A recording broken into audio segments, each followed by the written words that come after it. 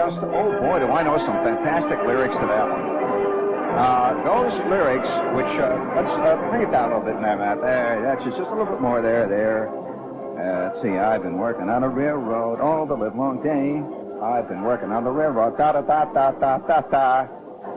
You can fill those in for your own purposes, friends.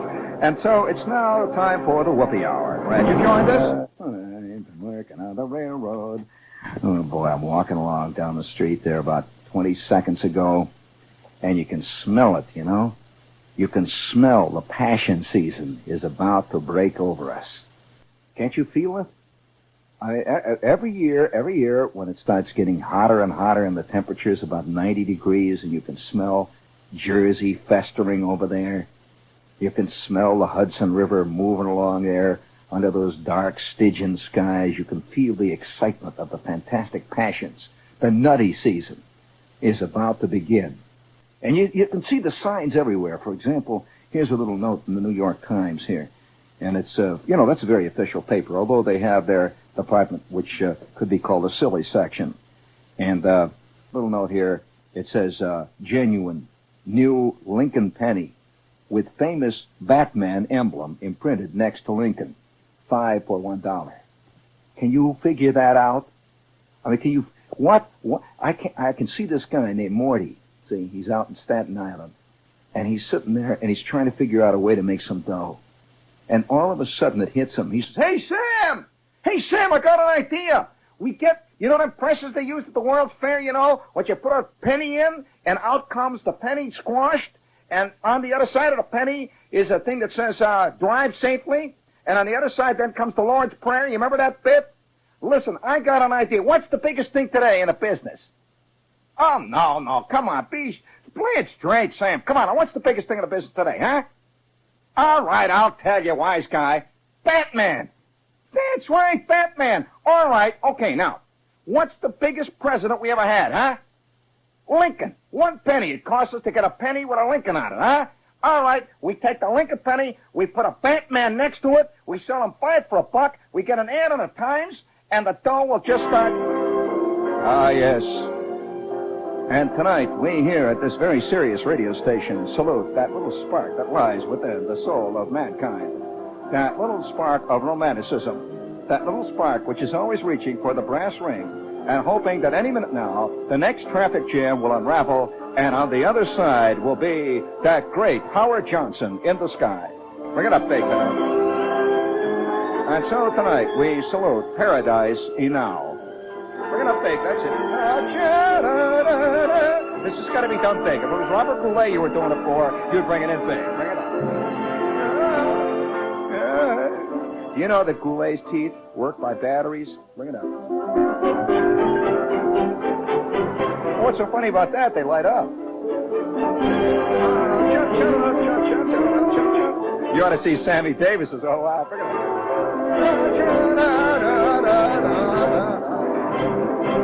Oh, fantastic. Fantastic. Magnificent. Reset that now. We're going to need that. Oh, yes, this is the time of the year. It's beginning to pop, bubble, and hiss and boil. In fact, I have a little sad story here that I want to relay to you here. Hello, 1, 2, 3. Yeah, a little sad story here I want to relay to you. And it comes from a kid. I just want you to know what's going on out there. And he's one of those college-type kids, you know, and it's sweeping all over colleges. This business of the computer dating. Have you seen that?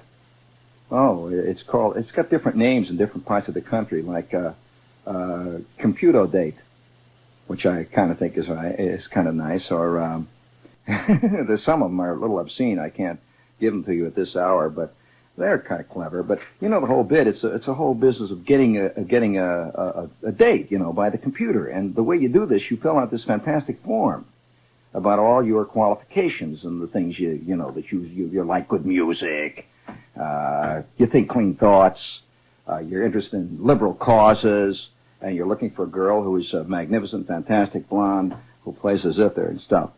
All right, now here's a sad story. No, he sent this to me, and I'm holding this up to show you what is happening in our time. This is going in my vast box of dynamic trivia. And it's going to be, I think, 5,000 years from now, they're going to know, and they're going to want to know, certainly, where we went wrong. He sent this to me photostated. Now, it's photostated. It's very official. And on the top of the letter is a photostat of the IBM card, which he received from the IBM date people. And it says on it, would you please give me a little of this beautiful music there? Because we believe that the chorus of true love is certainly about to be totally smoothed out by various tapes, computer systems, and all the other jazz, which we know makes life much easier to live.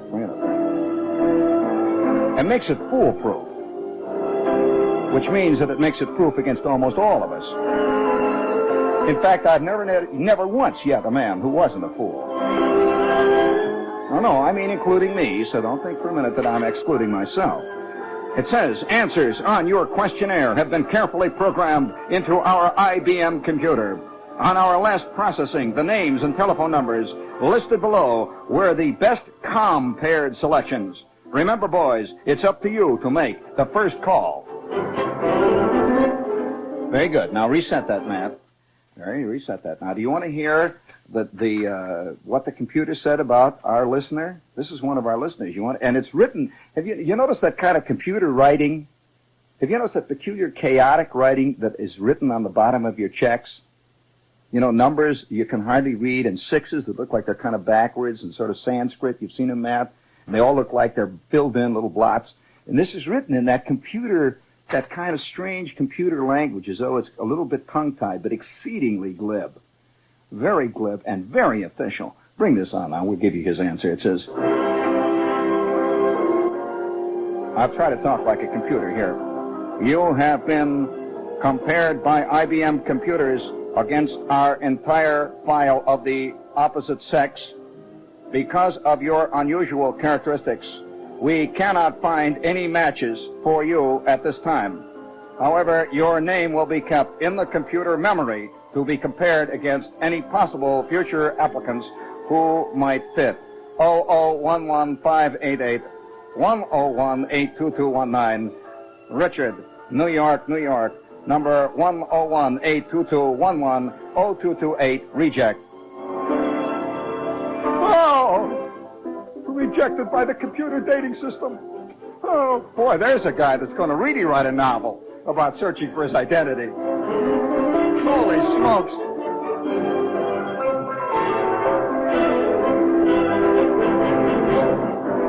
Oh, wow. Bring it up, big man. Oh, wow. Smash him.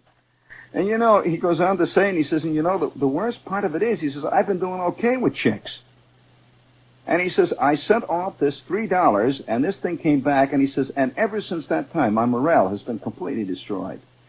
And he says, you know, the funny part of it is, once he looked at that card, it's got all those little holes all over it, you know. It says, don't bend. It says, do not use spindle on. You know, I do some rotten things sometimes. You know, the other night, I spent 2 hours spindling cards.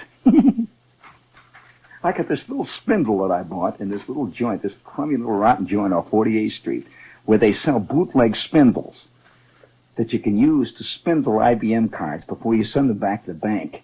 And I spindled it. You know, it's not easy to learn to use a spindle.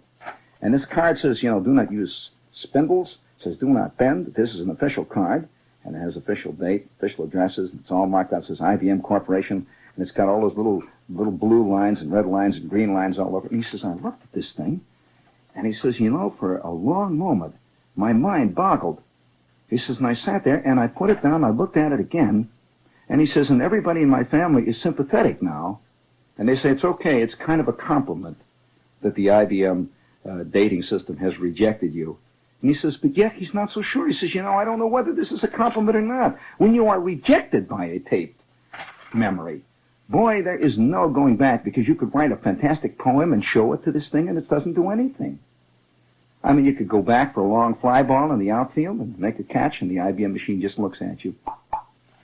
A chick might be just a little bit impressed, but not an IBM machine. And so everywhere you can see, if you smell that air, that hot, heady summertime air, that the nutty season is about to break on us. Oh, yeah, it's all over. I went out to the ball game last night, and I could smell it in the ballpark. Matt, have you got my baseball music in there? We're going to need that. You know, I noticed one very important thing at the ballpark. The new fan does not give a you-know-what for baseball. He's part of a gigantic television show. And I couldn't figure out what was happening. You know, the ball players were hitting balls, and they were running out and making spectacular catches, and everybody around me was looking the other way. And I saw what it was. They were watching Lindsey Nelson, who was the real star of a ball game to most of them out there. They were waiting for Bob Murphy. In fact, they even had one sign that they held up. Did you see that sign? It says, "Go, Lindsey." And poor old Hawk Taylor just hit a home run. Nobody watched. They were waiting to see Lindsey, what's his name? Lindsey Watson, Lindsey Nelson, whatever he is. Think of the dullest announcers in the world. And the camera, you see, I could see great waves of people. If you sit in Shea Stadium, it's a real revelation. You see these great waves of people. It's not like Yankee Stadium where the fans are sort of concealed under those great big overhanging stands, and they can't see the TV cameras, most of them, you know, when you're sitting in the stands at Yankee Stadium. But out there at Metsville, out in Shea Stadiumsville, that is a TV show in the round, literally. And you can see waves of people. You wonder what's going on. It's like a big sea wave. You just see people go, and they're all turning, and the ball game is going on down there, and you just see them turning, and you know what's happening. Up on the upper deck, somebody has turned a red light on them, and they're all waving and cheering, and they're holding up their signs, and they're doing the little shticks. Some guys are auditioning. One guy jumped up and stood on the seat and started to sing, "There's no business like show business." He was hoping that Richard Rogers was at home watching the TV set and would see him and say, "Who's that man there in section 4, row 8? The one next to the hot dog man. He's fantastic. He'll do the Mary Martin show next year." And the camera moved up and down, and I realized that the Mets, and in fact all the ballpark people, are missing a great point. They're missing a tremendous promotional bit. How many times have you heard the TV announcers say, "Yeah, folks, we want you to come out next week. Don't forget, it's Old Timers Day. We're going to celebrate old timers of 1950, and they're going to relive the big game, the All-Star game of 1950, and that's going to follow immediately Cap Day. We're going to give away caps next Wednesday. Thursday will be Old Timers Day, and after that it will be Bat Day. And then we're going to have Senior Citizens Day out here. Just once, wouldn't it be nice if they had a day called Baseball Day, where they do nothing but play baseball, so they give away caps and hats and bats and have Old Timers, Senior Citizens Day, and they're going to salute the world's biggest flag this week and all that stuff. And I've got an idea for some real days. Bring some days on there. Let's go. For the fan of today, I mean, who doesn't give a you-know-what for baseball, but who still likes to go out to the ballpark because he sees it on television. How about this one, folks? The announcer comes on. "Your attention, please. Your attention, please. We are announcing for next Wednesday, June 28th. Next Wednesday, June 28th, will be Foul Ball Day. Yes, we will celebrate Foul Ball Day out here at Shea Stadium at 2 o'clock in the afternoon. Bring your gloves, bring your fielder's mitts, and 2 of our coaches will hit foul balls into the stands for 2 hours. And then you and your friends can do nothing but chase foul balls for 2.5 hours and not be bothered to have to turn around and look and see that ball game that keeps going on while you're chasing foul balls. And you will be allowed to come to Foul Ball Day for the price of 1 general admission ticket. So come on out. It's next Wednesday, an off day. The Mets will be traveling. We will celebrate Foul Ball Day. Be on hand. Have you noticed they get more excited over a foul ball than they do over a home run now? Oh, I think Foul Ball Day is a natural. How about this one? Your attention, please. Your attention, please. Next Sunday at 2 p.m. at Shea Stadium, the Mets will celebrate Wave at the TV Camera Day. 2 full hours of waving at the television camera. We will station 2 cameras, one back of third base, one back of first base, and we will do nothing but sweep the crowd, sponsored by Rheingold Beer, and for 2 solid hours you can wave to your friends who stay at home. For the price of 1 admission, Wave at the TV Camera Day will be celebrated next week, so come on out. I kind of like this one, too. Your attention, please. Next Wednesday at 2 o'clock, the Mets will celebrate Jump on the Field Day, when all of you can jump on the field, run around the park, pretend you're sliding into second base, and you will be allowed to throw all papers you want on home plate and on the pitcher's mound. And we will keep all fuzz off the field, and you can jump on the field all you want that day. Jump on the Field Day will be celebrated next week, and you'll all be on television, of course. And Lindsey Nelson will provide the deathless, colorful description. Jump on the Field Day next week at the same time. And your attention, please. Your attention, please. As part of our big doubleheader next week, we are going to celebrate Eat Hot Dogs and Drink Beer Day, where all of you fans out there who come to the ballpark only to eat hot dogs and drink beer can come out and drink hot dogs and drink beer to your heart's content and not be bothered by foul balls or other people who insist on watching the ball game and keep hollering, "Sit down in front." You can have all the fun you want next Sunday on Eat Hot Dogs and Drink Beer Day. And by the way, all of you will be allowed to throw your beer cups on the stand and on the field all you want. So come on out and celebrate this with all of us here. Oh, wow. You know, I have an idea for a television show, and that's a TV show. You know, I think most TV shows have neglected the audience completely. Most people don't want to go in to watch a show anymore. Have you ever seen the apathetic looks of the people watching a television show? Speaking of apathy, this is WNAC-AM and WRKO-FM in Boston. Speaking of chicanery, in the good old summertime, in the good old summertime, la-cha-da-cha, cha-cha-da-cha. Oh, there is no time like the hot, steamy, dark fastnesses of the summertime to bring out the true nuttiness of people. And, you know, in fact, have you noticed that the hotter the climate, the more volatile the people? This is a fact. A fact that the historians have noted for a long time. I remember one time as a kid. Now, I don't know whether you ever ran across this theory, but have you ever seen the globe divided up into various sections by climate? And they divide it up. And you remember in school they were always giving you a picture of the globe, and they used to say, fill in the horse latitudes, fill in the equatorial latitudes, and so on. And I remember one time, one teacher, and I don't recall what grade it was or anything, but I remember one time getting this globe, and it was she had it all mimeographed and ditto and everything else, and she had the globe divided up into various zones that were the best for the human animal. Just like, you know, when they show you maps, fishing maps. Have you ever seen fishing maps where they will show you the different parts of a country that is best for different types of fish? For example, let's take the smallmouth bass. The smallmouth bass only grows in a certain area of the it's all climate. Only in a certain latitude and longitude will the smallmouth bass grow. You go too far north, you don't catch them. Too far south, and they hardly ever exist anymore. Well, you know, this is the way with man. We're an animal. And there is a climate where we are at our very best. And it's a combination of climate, humidity, a combination of a lot of factors, but it all boils down to environment. There's an environment that man grows best in and is the best kind of animal. Now, he proliferates in other climates better.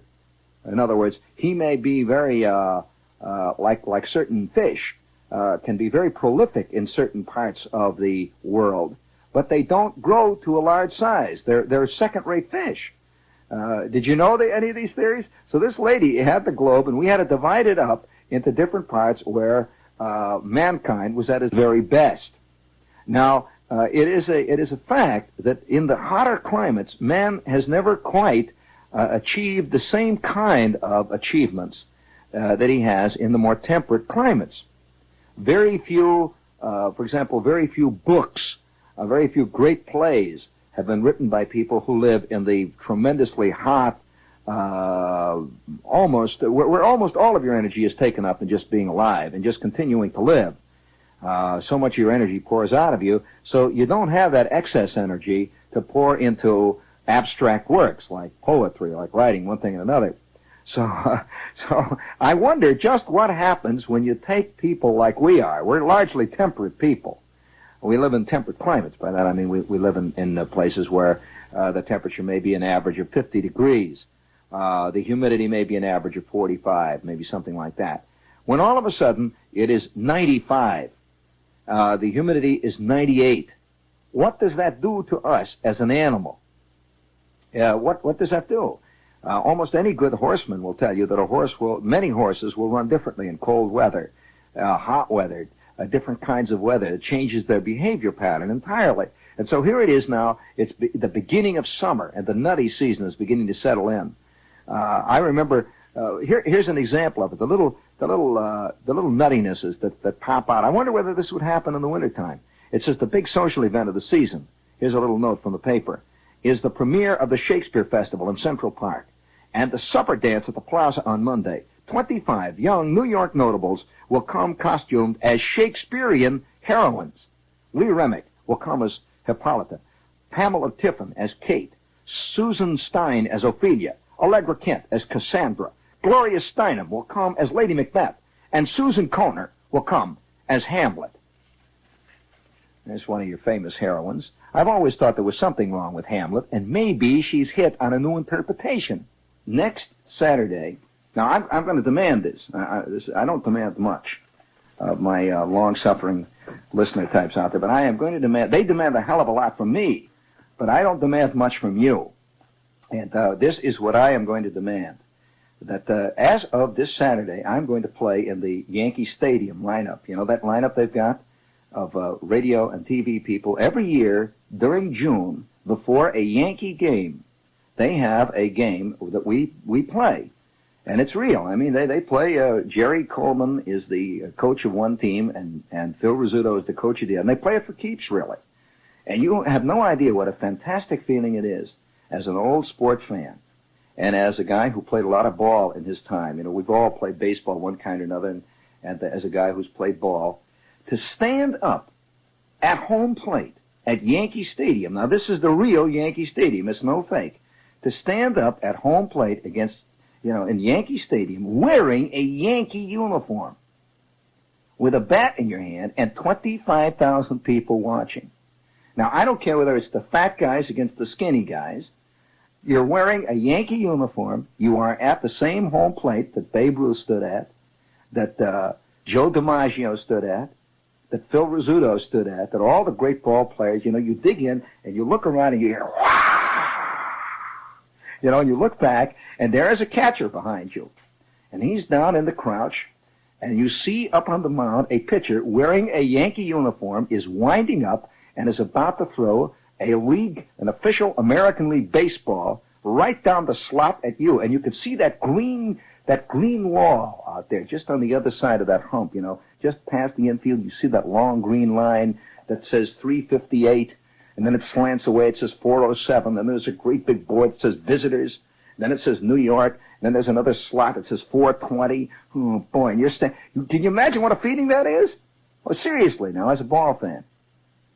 Now, you laugh, but seriously, can you imagine that? And they're televising it, of course. And you can see the TV cameras and 20,000 people. And then there's the wind up in the pitch. It's a low inside pitch, but it's knee-high, and it's in the strike zone. You swing, and you foul it off to the right. It goes up over the first base line, you know, and curves into the stands right above the dugout. And you see the crowd fighting for the ball, and, of course, you walk away, and you don't even watch. You spit. You don't even bother to look where the ball went. Oh, that fantastic feeling! And you've got on the back of your uniform, you've got a big number, you see, and the announcer says, "Now, batting second and playing third base, number 11, Jay Shepard. Number 11, now playing third." Oh, what a and it echoes from one end of the stadium to the other, back and forth. You hear this. So I am going to demand that a few of you get out there this Sunday, and that when I come to bat, you know, I want to hear this roar, you know, go, go, go. All right, enough of that. Hey, you know, speaking of the crazy of the nutty season, are you a collector? Yeah, it's Saturday. What did I say Sunday? It is Saturday, friends. It is Saturday.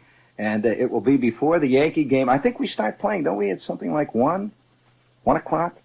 And you know how they do this game? I'll tell you, they really do this right. This will be the third year that I've played. I'll never forget the first year up.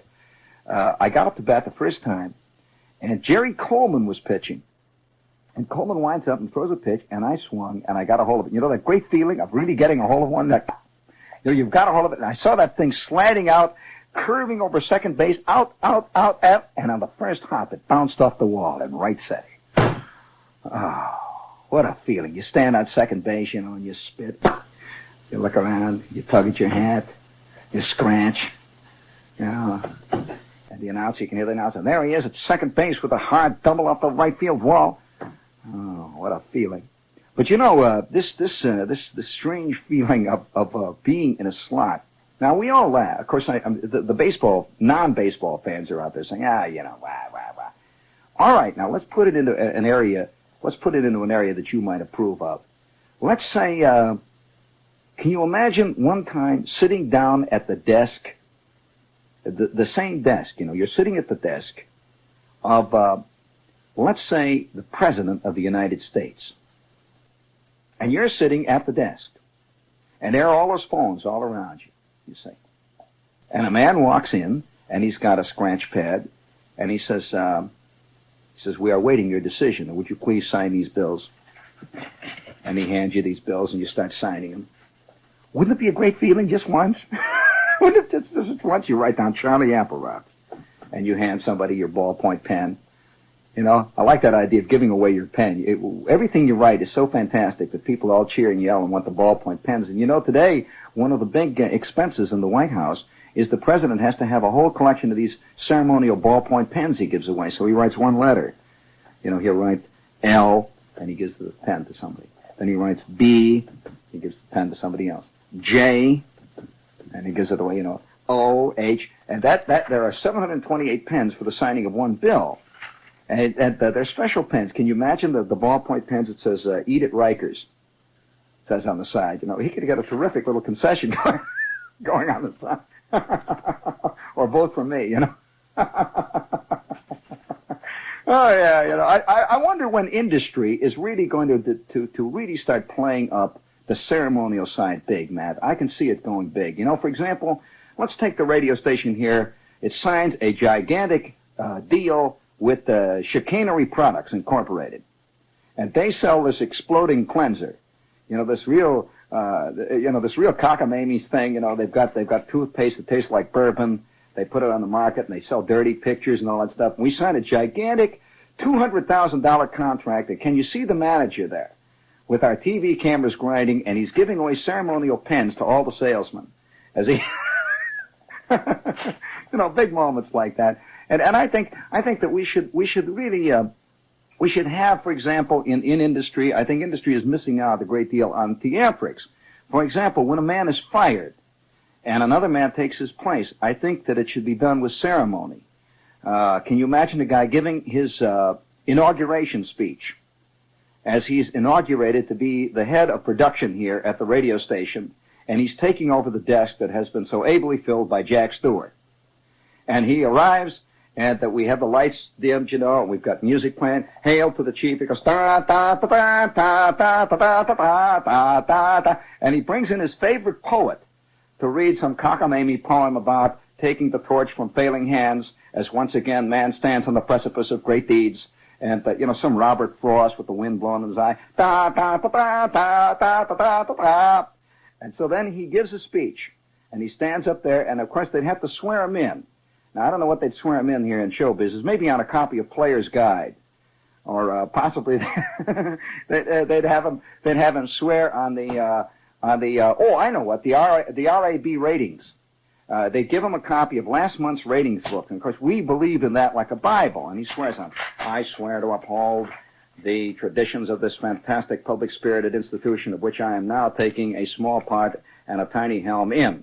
I swear in the name of God to make all the dough that we can make. All right, thank you. And then they go, da, da, da, da, da, da, hail to the chief. See, either that or what would be a great theme song for a chief in this cockamamie business? Huh? Da, da, da, da, da, da, da, da, played by the Marine Band. And he finishes, and then he gives his speech. Fellow Americans and fellow workers in the great vineyard of the communications industry. We together will march forward to higher ratings. I am going to get this master control room on the stick. There will be no sitting around and picking your teeth during station breaks. Engineers will stop griping about when their vacation schedule is set up a full year in advance. We certainly cannot start arguments about the 1969 vacation schedule as early as 1965, which we have had seen in the last few years here. I think, and I think eventually we would learn to have far more respect for the men over us. If they are sworn in and they have to rent a tuxedo when they take their job, when they march in. And of course, when a man is fired, we could even do it more than that, much bigger. You know, when have you ever seen the changing of the guard at Buckingham Palace? You imagine what happens when a salesman here gets the mitten at WOR, and they call the entire group in full uniform, all in gray flannel suits, all dressed up, and they've got their gray ties on, and they're wearing their gray BVDs and everything, and everybody is standing there, and they celebrate the changing of the guard with crossed martini glasses. And they stand there with their glasses, I always liked those great moments when I was a kid. I'm reading G8 and his Battle Aces, Did you ever read G8 and his Battle Aces? And, stories of World War I, romantic stories of the flyers, the aces of that period. You know what happened what they always did? Do you know the phrase that they always used when one of the flyers was shot down? I'll award, now you talk about trivia. All right, I will award the brass figurine with bronze oak leaf palm. He was said to have gone, what's the phrase? No. It was a classic phrase used in all those great dramas of World War I. You know where you see Erich von Stroheim as the evil German captain, and he has just shot down our hero, and he is peeling his white gloves off, and he's, that's right, how did you know that? None of those guys knew that. All right, come on now. All right, we'll award the listener a brass figure if he can tell me what that was. And they used to stand there when one of the wingmates was shot down over no man's land, and they have returned in their spads. Those great moments when B flight came winging in low over no man's land, and 8 planes went out, and only 7 are returning. And laughing, gay, white-teethed Captain Ralph Armstrong had gone, where, see, and he was the hero of the mess. He had shot down 27 of the checkerboard-nosed Fokker squadrons, and now he is gone. And they fly in low, and they come over. Here's what they would do. They always in these stories, I would read it, my tongue would hang out. It says the squadron leader. The squadron leader, his eyes narrowed to mere slits, gave a curt signal, a nod to his wingmates, first to the left and to the right. And then, wagging the wings of his checkerboard-nosed spad, he buzzed the tarmac. Wow, wow, wow. And then, as he chandelled up sharply at the end of the runway, he dropped the white silk handkerchief that had been worn by Captain Ralph Armstrong in his last battle. Wow! And it fluttered like a silver bird from that high blue sky. The sky that had proved to be the most deadly avenger of all. And then, later that night, as the pilots sat around their mess, not a word was said of their fallen comrade, until at long last, the squadron leader stood, and raising his glass of cognac high, he said, "To Ralph." And he held that glass long, and far off in the distance you could hear the thunder of the guns on the Western Front. You could hear the sound of the Fokkers coming in for their night patrol. He says, "To Ralph." And then he, with a single gulp, he downed the cognac. And then, what did he do with his glass? Come on. He hurled the glass into the crackling fireplace, and one after the other, silently, the wingmates toasted their fallen comrade. And the crash of the glass, one after the other, blended with their great pile of glass from other fallen comrades. End of chapter 3. The next chapter, the blood-red Avenger. Do you want to hear that one? Baron von Richthofen climbed slowly, methodically, into his Fokker triplane B-2. As he settled himself in his leather seat, pulled on tight and strapped it hard in, his safety belt, and glanced once at the two deadly Spandau machine guns that lay just over his cowling. You want to hear that? The sound of the Fokker engine clawed at the brilliant dawn air, cold and hard. And finally, it spun into life. Doesn't that sound like a rotary gnome engine? Baron von Richthofen rolled out on the tarmac, a lone, solitary figure about to meet his maker. Little did he realize that yesterday afternoon, his 81st victory was to be his last. 200 miles away, a young Canadian pilot climbed into his SE-5. He was just new at the front, still nervous. Oh, already you could see the signs of fear cleaving. You got that picture, huh? 10 minutes later, 2 flights of enemy planes climbed into the brilliant blue sky. The dreaded checkerboard-nosed, blood-red Fokkers of Baron Richthofen's circus climbed higher and higher, the deadly avengers, the killers of the sky. On the other side of the lines, Captain Billy Bishop and his flight of SE-5s. Hey, you want to hear more of this? All right, one other thing too. Well, you notice none of the listeners knew? One listener called in. He knew. What was it?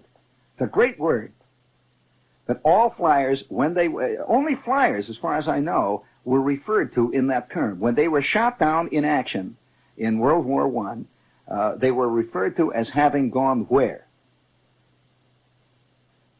That's right.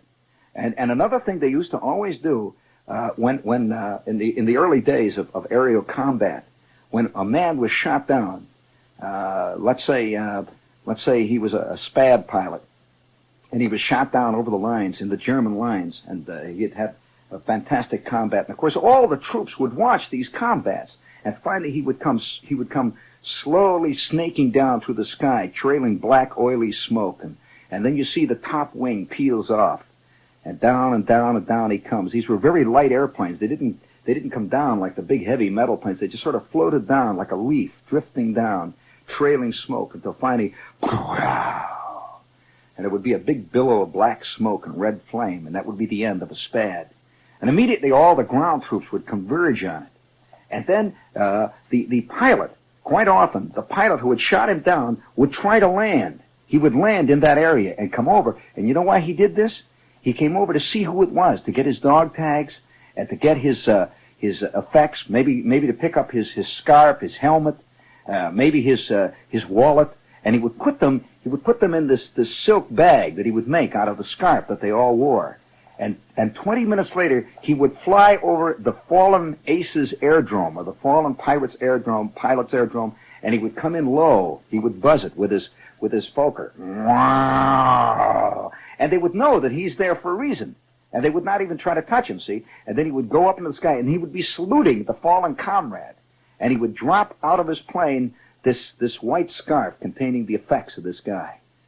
And then they would have a full military burial, where all the German officers would gather to salute the fallen ace. And this would happen on both sides of the line. It wasn't just one side of the line. It was both sides of the line. Who was the ace? As a kid, I was deeply involved in reading all this stuff. You know, it's just like nobody's really done anything on this in the movies. Can you tell me the name of the flyer, the famous flyer, who one time took on a flight of 80 planes? I believe it was 80 planes. 80 Fokkers at once, and he was, I believe, a British flyer. In fact, I know he was. He took on a flight of 80 planes all by himself and fought them for 15 minutes all over the sky. It was considered the greatest single aerial combat of World War I. He's a genuine legend.